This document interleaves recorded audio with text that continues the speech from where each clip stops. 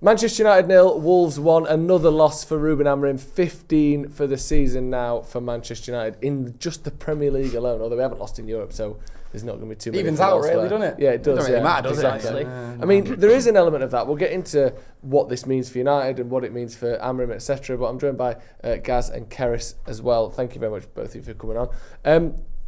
A bizarre game in some senses, Gaz, because I think anyone could say we were the worst team. I think we had more of the ball, we had better chances, we did more with the ball. Wolves looked like they were playing for the end of the season, and yet somehow, once again, even under those circumstances, we've lost another game. We've seen this so many times this season, though. Firstly, where United have maybe been the better team, but not been able to create enough chances or not be able to score the chances that we actually have. But then at times we've also seen when United have been the better team and then totally capitulate in the second half. That didn't happen today. I thought the performance in the first half continued into the second. It's probably where the biggest chances were actually for United.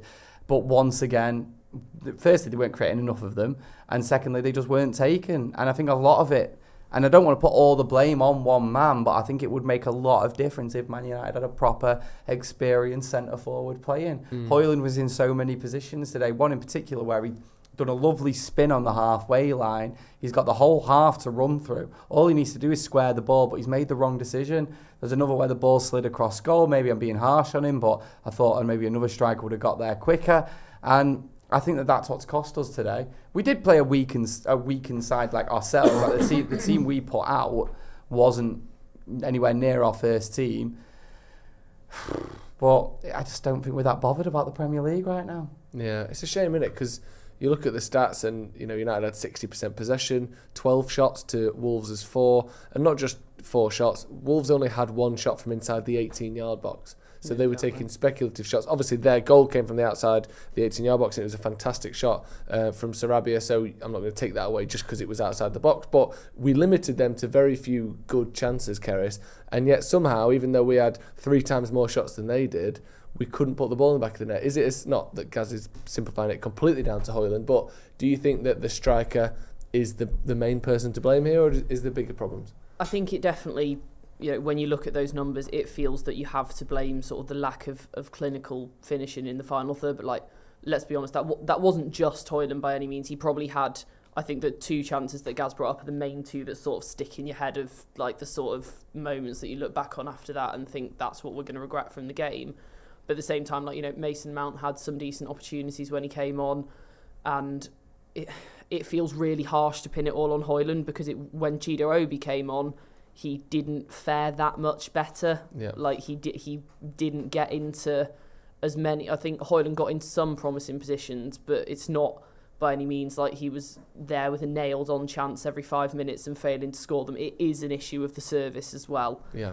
But yeah, it's just disappointing. I think the main positive to take from it is how well a lot of the kids did. Amas in particular. I know it's his 2nd Premier League start now, but I thought he did really well. Tyler Fredrickson, we've obviously not seen before. I didn't think he didn't make a big mistake that I can remember, and he did a couple of really nice bits of play where he looked really composed on the ball.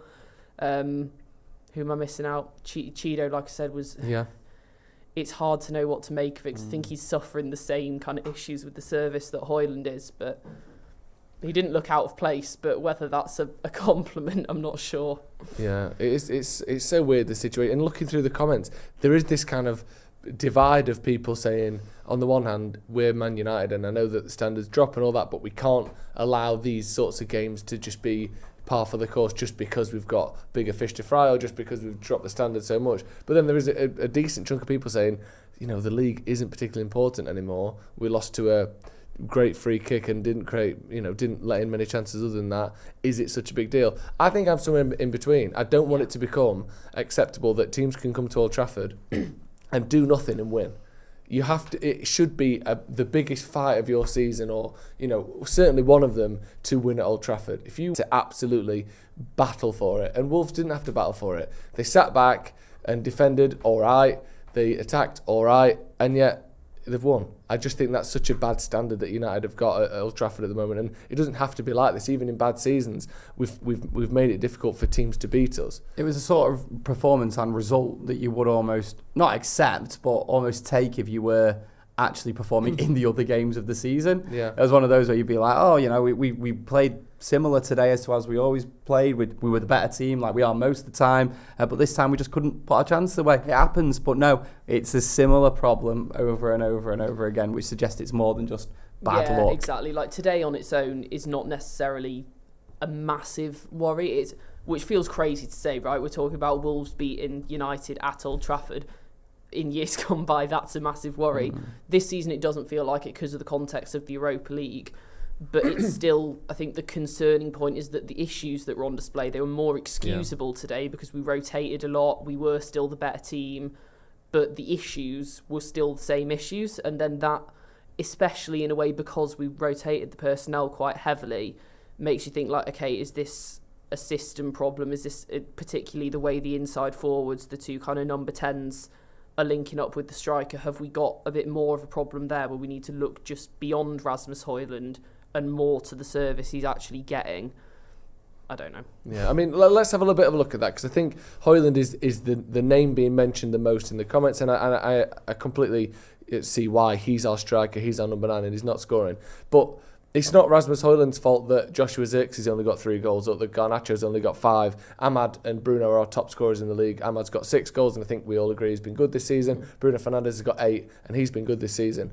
All of our attackers that aren't scoring goals, and that's not all Højlund's fault. Højlund shouldn't be expected to get 15 assists for Garnacho and Xerxes, and yet they're not scoring either. You look at United's sort of XG this season. I know people don't like XG, but if you just use it as a stat to look at whether we're finishing our chances well or not, from open play this season, United should have scored. They should have scored 38 goals. We've scored 25. We are massively underachieving in front of goal, and that's not just Højlund. That's everyone. Well, the chances, I thought the biggest chances today fell to Mason Mount. Yeah. He had the biggest chance, really, didn't he, after he'd come on? And I'm waiting for him to have his moment where we all get it and we get why he was signed, and he's been injured, so you don't want to criticise him too much. But the chances he's had, he is just not taking them. And it's a player who I really back to perform well in this system, but at the minute, what I'm seeing, it's just not good enough. No, and I feel like that might be the case with too many players for United, and there's obviously a lack of confidence as well. And you look at Forest last season, and you'd say, well, they're a team that will be fighting for relegation or fighting relegation off this season. They're an all right team. They've got some aging players and some youngsters in there. And then this season, you watch them, and for spells this season, they've been one of the best teams in the league. So you can have, without buying too many players in the summer either, by the way, so you can have the same players look completely different one season to the next. So what you're saying is there's a chance United might do a Forest. Top 4 next season. Top 4. It's possible. No. But it is possible. And that's the thing. I don't ever think it's as far off as people want us to think it is, or people end up thinking it is. It's easy to get completely downtrodden by the league position and the league position alone. But I do think that if we got another striker and another number 10 and maybe another midfielder, we're probably capable of getting a European finish next season. I'm not challenging for the league or anything like that, but you can take big strides with 2 or 3 really good players. If you took Salah out of Liverpool this season, they would not have won the league.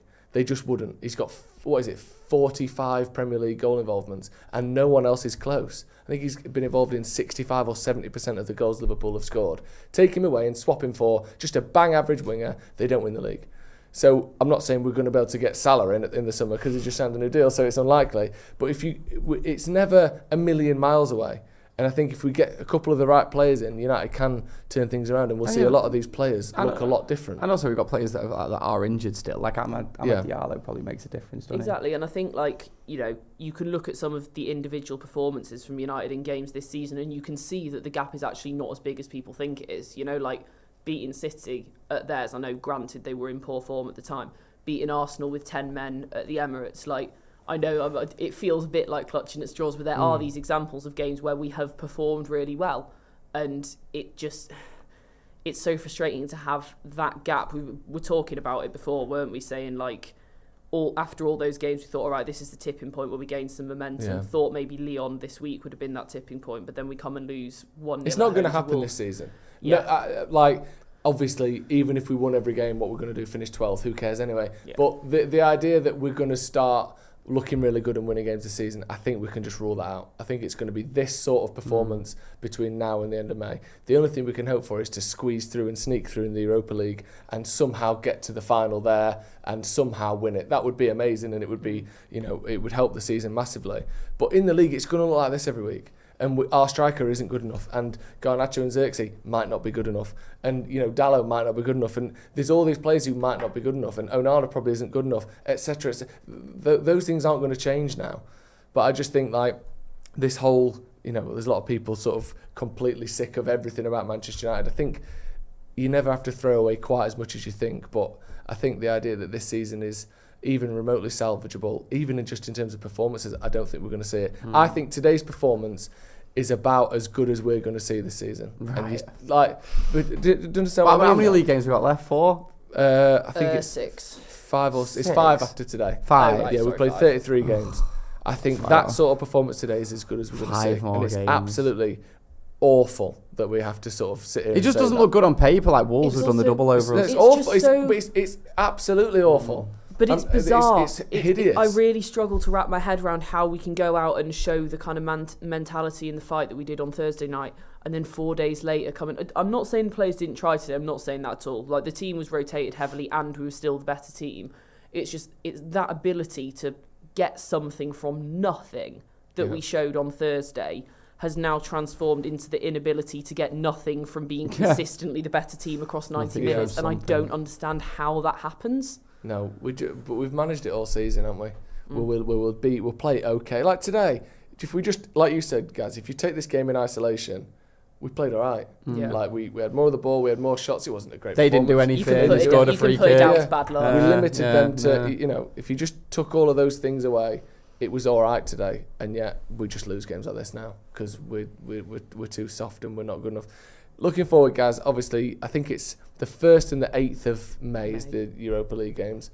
What are you doing between now and then? Are you continuing to bring in players like Amas and Fredrickson? Are you giving players rest? Do you care about the league if you're Amorim? Do you think that there's going to be more and more pressure on them if we keep losing, or do you think people just don't? I definitely think Amas and Fredrickson, because neither of them did anything wrong today. I thought Amas was pretty good, actually. And Fredrickson, he didn't have an awful lot to do because I thought we were pretty solid against Wolves. I'd play more players like that. I'd bring them in. Yeah, absolutely use that opportunity. And I just think for the Europa League, for the Premier League, it's about getting players back from injury as well. Yep. Using it to give minutes to maybe even Ahmad. Is he close soon? He's training on the grass, isn't he? It sounded like we thought we might have him back for the very end of the season, but I don't know whether by that we mean literally Europa just League final. a theoretical final and the last game against Aston Villa. Hopefully. So that's it. That's all it is for me. Yeah. It's sad, isn't it? Sad. I've got nothing. It's really flat. That's the thing. It's It's the fact shit. that you get used to results like this, and then you feel like you're rehashing the same points every week. It's just so frustrating. Yeah, a lot of people talking about if we get knocked out or what happens there. If that happens, then I think there's a hell of a lot of pressure on Amorim, and I've already seen people, Gershwin Jones, and I think this is an unfair view, but I think it's one that a lot of people have. He said this won't change next season under Amorim. I give him 10 games next season. That's the problem. A lot of people are already counting the days that Ruben Amorim's But I get got that. left. It's the same with Ten Hag. Amorim start next season. I suppose even if we win the Europa League because he won the FA Cup, he's in the same boat as Ten Hag was at the start of this season. Yeah, but Ten Hag had another year and 600 million quid spent, and surely also showed Amorim more should get in that. his first season in the league. That's true. To That's suggest true. that he could be given a bit more. But Ten credit than Hag wasn't making as radical a change to the way that we play as Amorim has tried to. In fact, he didn't end up, I would argue, changing it that radically at all. Okay. We thought he was going to, Ten Hag, and then he quickly got here, realised that the players wouldn't fit, and he sort of abandoned it. Whereas Amorim, for better or for worse, and at the minute results-wise it feels like for worse, has stuck to his guns. But the question is, long-term, is that going to pay off? Like, is it short-term pain for long-term gain? That's clearly what he's hoping. It's what we're all hoping. And, there are positive signs. Like, I think some of the attacking play we saw today, like the play that we've seen from Dorgu, particularly since he's arrived in January, is really encouraging to me, because that's a player that Amorim signed for his system. Is arguably the first player where that has been the case, and I think he's done really well. So there's still hope, but it's how long do you give a rebuild before you decide that actually you're not making progress. Yeah, because obviously he'll get this season, but if we are 17th or 15th, whatever it is, this time next season, he won't be here anymore. No. So there is a line somewhere, and obviously Amorim more than anyone hopes that we don't cross that line. But yeah, another shocking result. And I would say, if we're being honest, a slightly better performance, but it doesn't pay the bills, does it? Although maybe we are looking more at performances than results now. Yeah, maybe. Because the league position is just fucked either way, innit? Let's be honest. It's an unsalvageably bad position to be in. If we can put in performances where you go, actually, there were these 3 or 4 good things, 3 or 4 bad things, we won or lost, does it really matter? I think Which is seeing Amas and Fredrickson is a little bit of a positive it's today. It's a depressing state to be in, and it worst. reflects really badly on how much the standards at the club have fallen, but I do think you're right. Like, we've got to start focusing on performances for the future. It's basically like using the rest of the league as preparation for the Europa League and for next season. Bleak stuff, innit? It is depressing. Right, thank you guys. Thank you, Cerys, as well, for coming on. Thank you very much for joining us at home. Andy Tate will be back in a little bit as well with his thoughts on the game, so make sure you stay tuned for that. Another loss for Manchester United, 15 in the league this season. Just the worst we've ever seen. Well, certainly the worst we've ever seen. See you in a bit.